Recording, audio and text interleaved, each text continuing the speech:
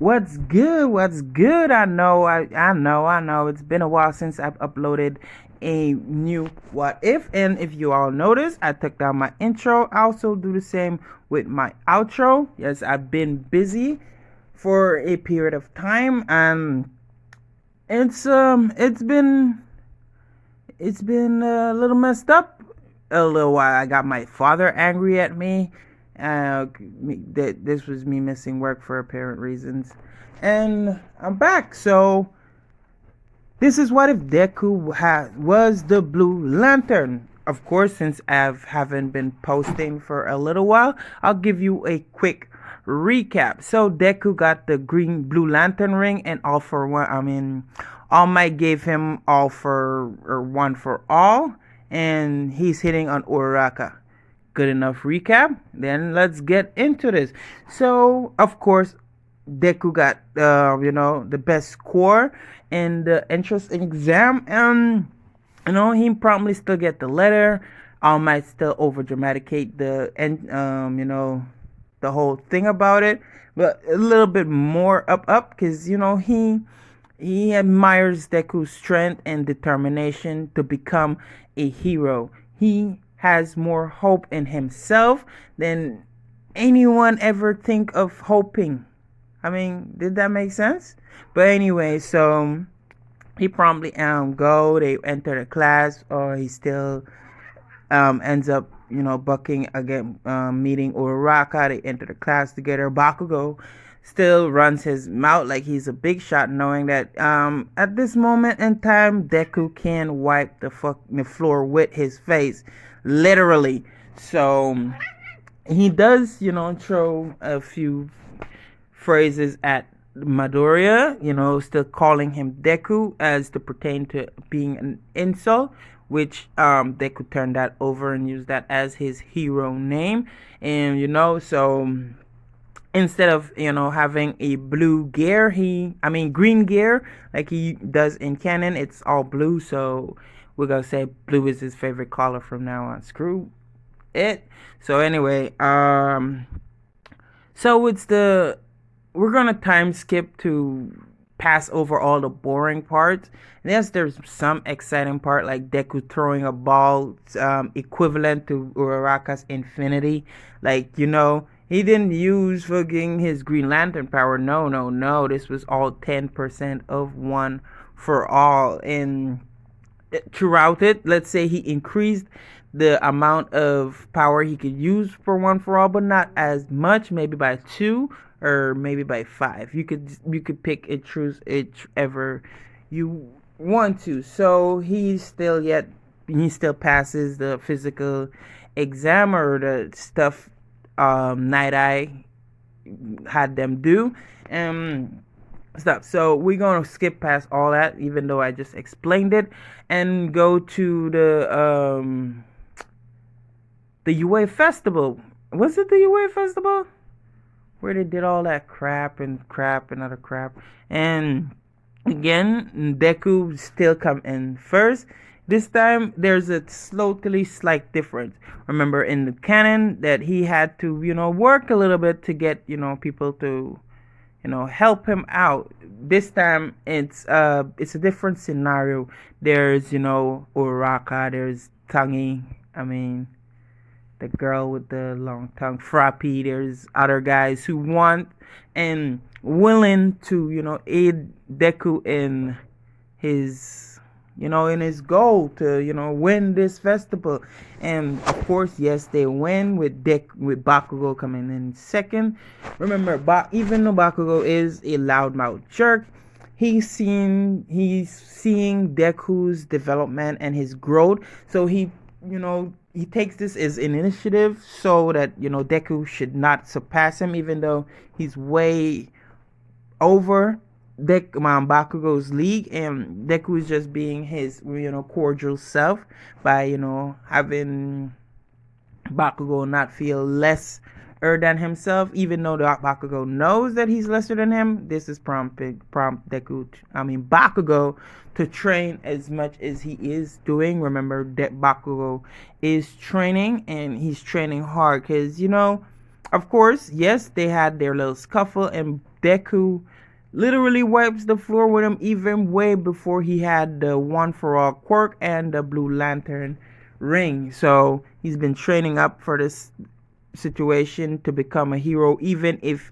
All Might didn't come up, he would have found a way to become the number one hero, even if he didn't have a quirk. So yes, so that happens. He passes, and the recognized hero is paying him more attention. They're hopeful for the future of this kid. There's like, who is that kid? And he's like, All Might not being shy about it and be like, he's my apprentice, Izuku Midoriya.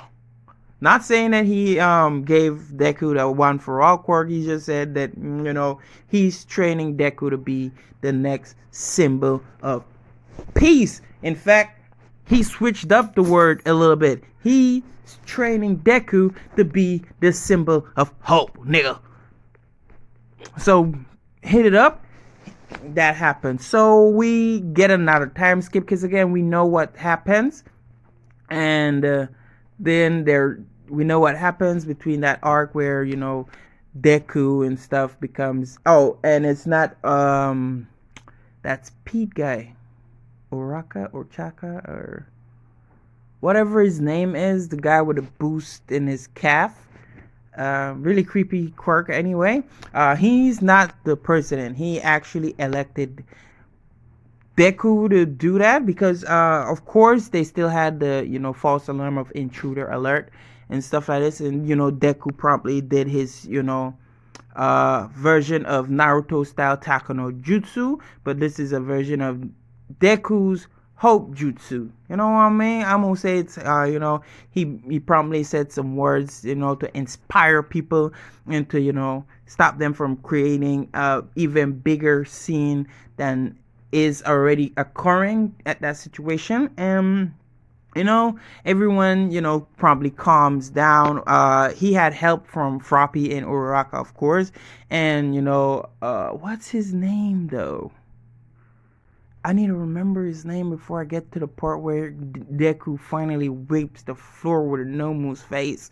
But anyway, so that happens. Deku is now the class president, with him electing a few other of his classmates to be the treasurer, the vice president. The speed booster guy is the vice president, of course, because of his demeanor and his uptightness. Be like, tuck in your shirt, fix your hair, take that earring out of your ear, type of guy. You know what I mean? So he is the vice president. Sorry, I don't remember his name at this moment. At this time, I'm telling you, I'm actually doing this while I'm at work, because then of course I haven't been uploading recently. I've been focusing on that bitch ass TikTok for a little while, and it's not for me. I'll admit it's somewhere I could actually advertise my YouTube to get a little bigger or grow a little bit more. So I'm using that to get myself out there. And so now we time skip to where they're doing the hero versus villain test, and Deku still fucked this up, of course, because even though Bakugo is training, he's not hot-headed like he did in canon. He focused. He's like he's analyzing. He's like trying to be a step up before Deku, but Deku is Deku at this point is very overpowered. It's not like he's trying to fucking be overpowered. It's just that he's been training from he was about 5 to 6 years old, and he's now about what?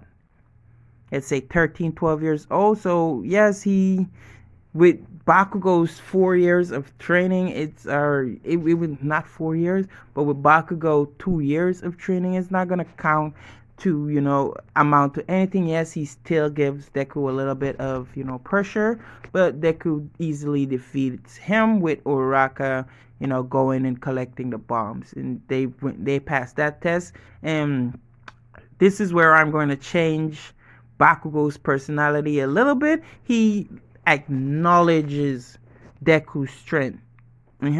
He acknowledges this. He's like, you're so strong. How can you be so strong? And he's like, by hope, by having hope in myself and hope in the future.